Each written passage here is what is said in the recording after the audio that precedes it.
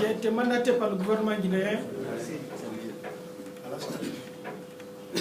pour venir m'enquérir de la situation des Guinéens dans ce pays. Le président, personnellement, parce que tous les jours on apprend qu'il y a un Guinéen qui est tué par-ci, un Guinéen qui est par-là. Compte tenu de nos rapports d'amitié qui datent de loin avec l'Angola, donc on m'a demandé de venir parce que c'est la première fois que je sors depuis que j'ai été désigné ministre chargé des Guinéens de l'étranger. Nous avons pris des rendez-vous avec les autorités angolaises. Nous allons les rencontrer. Mais d'ici là, j'ai tenu à rencontrer les notables pour qu'on nous explique réellement ce qui se passe. C'est pour cela que le nouvel ambassadeur a été nommé il y a quelque temps. Il n'avait pas pris service. Le président a tenu à ce que je vienne avec lui lors de la première rencontre que je me présente à la communauté guinéenne. C'est pour vous dire une fois, combien de fois nous sommes décidés à changer la situation, à nous battre pour la communauté guinéenne. Donc c'est l'excellence M. Djiby Camara qui est désormais l'ambassadeur de la Guinée.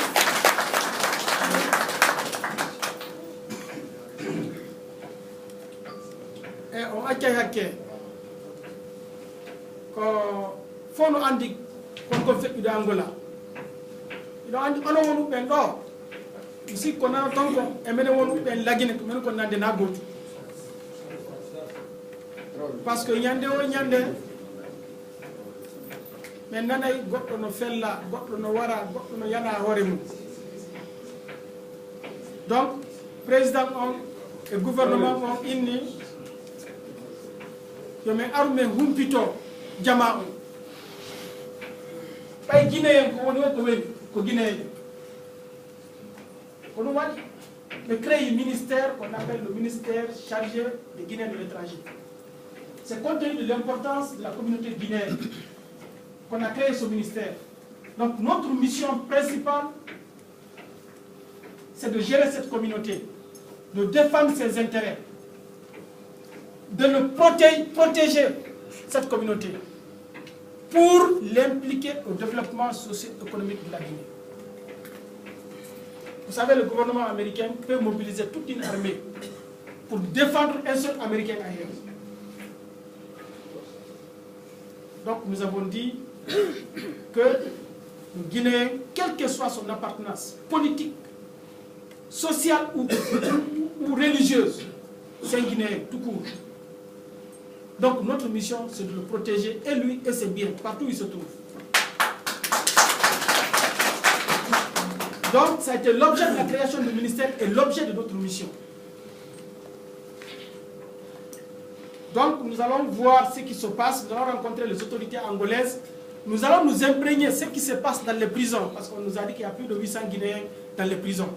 Nous allons venir là-dedans voir réellement. Parce que je vous promets, aujourd'hui en Angola c'est le boom, je vous assure dans un an, la Guinée sera boom plus que l'Angola. Ce n'est pas de la politique, ce n'est pas de la démagogie. La Guinée vient de signer le plus grand projet que l'Afrique n'a jamais connu. Il y aura des retombées plus de 20 milliards de dollars, minimum. Quand vous avez suivi les radios, ça ce n'est même pas le gouvernement. Quand ça va commencer, il y aura plus de 40 000 emplois directs. Et ça c'est rapidement. Donc aujourd'hui, nous allons discuter avec les pays ici. Aujourd'hui, nos compatriotes viennent ici. Ils sont pourchassés. Demain, les gens auront leurs compatriotes chez nous. Et le président nous a dit que désormais, celui qui expulse un Guinéen, on va expulser lui aussi. S'il a un citoyen chez nous, on va l'expulser. Mais comme l'Angola et la Guinée, il y a plein de choses qui nous lient. Vous le savez mieux que moi. La Guinée a tout donné à ce pays. Tout. Donc nous userons de ces relations pour négocier avec eux, discuter avec eux. Parce que ce n'est pas seulement le cas des Guinéens, mais c'est le cas des pays frontaliers. Ça c'est promis. L'ambassadeur Digui est venu. Je vous assure, il a de l'expérience. Un ancien ministre, il était ambassadeur dans beaucoup de pays. Et il va s'impliquer dans la communauté. Mais nous, notre mission, c'est quoi? C'est une mission politique. C'est discuter au sommet le plus élevé. Mais on ne peut pas le faire si vous et nous, il n'y a pas de communication. Parce qu'on le fait pour vous. La seule chose qu'on demande à la communauté guinéenne, c'est de respecter les lois de ce pays. Nous, quand nous allons rencontrer les autorités, nous savons qu'il y a des gens qui avaient demandé l'asile politique. Aujourd'hui, la Guinée a connu des élections libres et transparentes à l'Assemblée. On peut demander aux gens, parce que les gens ont investi, si on fait des choses, c'est de demander la résidence. Parce qu'on ne peut pas dire aux gens, parce qu'il y a la paix maintenant, vous pouvez retourner. Si les gens décident de rester, nous allons négocier pour que les gens restent dans toutes les conditions qu'il faut ici. Mais on ne peut pas le faire si nous ne sommes pas unis. Tout à l'heure, le porte-parole a parlé. Il dit avant, la communauté guinéenne rentrait ensemble et sortait ensemble. Et aujourd'hui, nous sommes divisés. J'ai failli pleurer au fond de mon cœur. Ce qui nous unit, c'est la Guinée. Personne de nous ici n'a demandé au bon Dieu de naître guinéen. Moi, je peux, de mère et de père. Je n'ai pas demandé au bon Dieu de faire de ma peur. Et je pense que les peuples qui sont là n'ont pas demandé au bon Dieu d'être peuple. Les Malinqués qui sont là n'ont pas demandé au bon Dieu d'être des Malinqués. C'est un habit. Pour le comme pour la Maninka, il y a des Maninka, des Habila. Il est Maninka, il va fouler qu'elle est parce que Foula veut dire qu'elle est. Parce que Maninka est dit. Là, sur le vivant. Moi, maman, à la matra, avec Maninka, avec Foula. Donc, moi, j'ai vécu 14 ans aux États-Unis. Mais un seul jour, on me demande si tu es peu. On dit, tiens, de quel pays? Je suis guinéen. D'ailleurs, la Guinée presque n'est même plus connue maintenant. Quand tu dis que tu es guinéen, on dit, quelle Guinée? On n'est même pas connu. On est en train de se battre. Mais son soldats, ils vont guerre pour les politiques. Parce qu'on a ta famille guinéenne. Ta manika de Tiga, Ndiomba de famille pour le Makulo, Ndiomba de Kamanika. Soya Madina, j'aime le dire. Quand vous allez au marché de Madina, parce que moi je suis le père, je suis vendeur de riz. Quand tu viens demander le sac de riz, il coûte combien? S'il coûte à 200 000 francs, je le vendrai au peuple à 200 000. Les affaires, c'est les affaires. Ce n'est pas parce que le peuple a parlé poulard, je suis peuple, que je vais diminuer le prix. Quand la dame Soussou va au marché ou au port de Coronti ou de Teminetaï, la femme Soussou vend du concoé, du poisson frais ou du poisson chassé. Ce n'est pas parce que la femme a parlé Soussou que la femme va diminuer le prix. Les affaires, c'est les affaires, c'est les maniqués, c'est ainsi de suite. Mais dès qu'on dit politique, les Soussou disent que oui, moi, t'en as nabé. Comme moi, on a envoyé un film de Banguera. Mankali a fait oui, on le dit que la frère a fait combien de faut. Hey, quand les gens se bagarrent pour la politique, rien.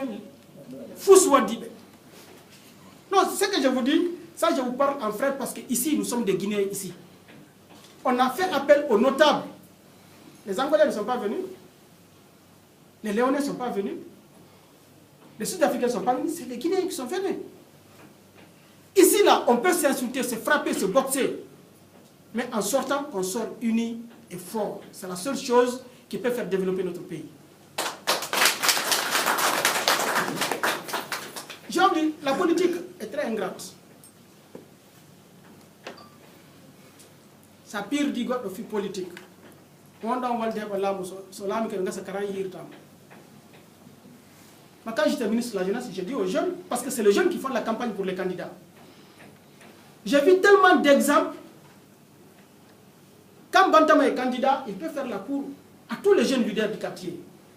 On a des calices, on a des nags, on a des dames. Voilà la campagne, vote en elle.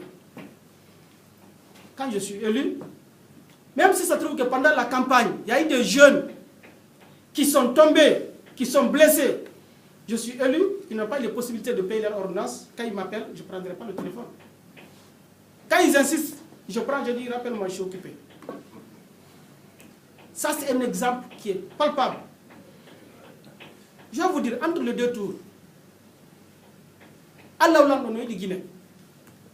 Parce que vous tous ici, personne ne pouvait penser qu'on pouvait organiser les élections de 2010, ça prenait fin si la Guinée ne brûlait pas. Parce que les gens ont voté ethnie. C'est clair. Les Peuls ont voté Peuls, les Malinqués ont voté Malinqués, les Soussous ont voté Soussous. Mais comme le bon Dieu aime la Guinée, il faut tourner à là. Chacun de nous, bien que chacun avait un parti, chacun avait un candidat, mais chacun avait prié le bon Dieu. Que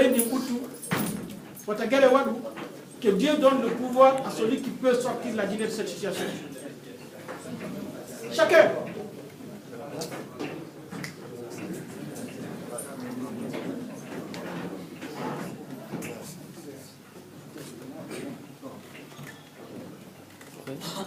Et c'est ça qui a fait,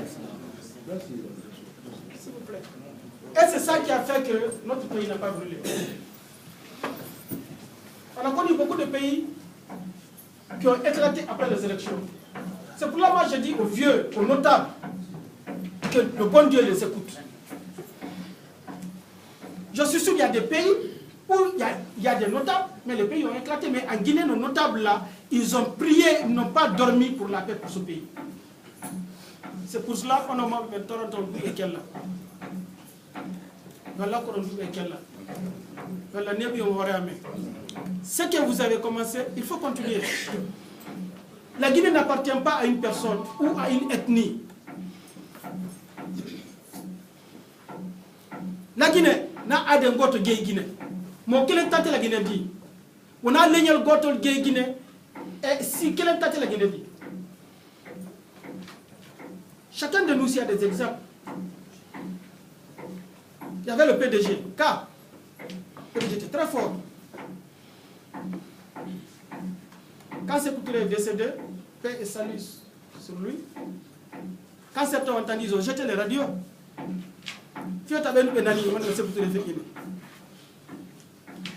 Parce qu'on pensait qu'il n'allait pas mourir. Le PDG c'est fini, on n'en parle même plus maintenant. Le PIP est venu. Aujourd'hui, le PIP n'a pas un seul député à l'Assemblée nationale. Un seul. Il y avait l'UNR de Bamamadou. Salut et paix sur lui. Il y avait le PRP de Siraj Diallo. Salut et paix sur lui. Où ils sont? C'est fini, on n'en parle même plus. Le RPG va passer. L'UFDG va passer. Mais la Guinée va demeurer. Oui. Non, ça c'est des vérités terre à terre. Et les Sentaï, n'est pas fille politique.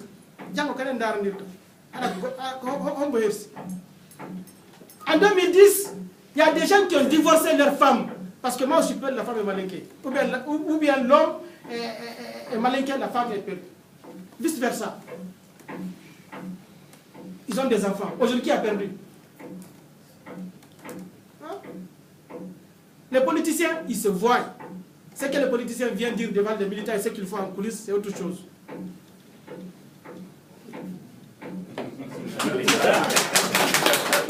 Non, je vais vous dire, ma secrétaire quand j'étais ministre de la Jeunesse, comme Dogome, tous les jours à 7 h, elle est au bureau. Un jour, je suis venu au bureau, je ne l'ai pas trouvé. J'appelle au téléphone, elle est de Dogome. Ceux qui connaissent Dogome, son père était président de CRD, maire depuis autant de Sékou Touré, président de CRD, à la Djibapat. Je l'appelle déjà, elle dit qu'elle a un décès. Elle n'est pas venue. Je dis, c'est où? C'est sa grande soeur qui est décédée. Je dis, bon, j'arrive pour les condoléances. Je viens pour l'enterrement. Je vous assure, quand je suis venu avec mon cabinet, j'ai trouvé un monsieur assis. Il pleurait comme une femme.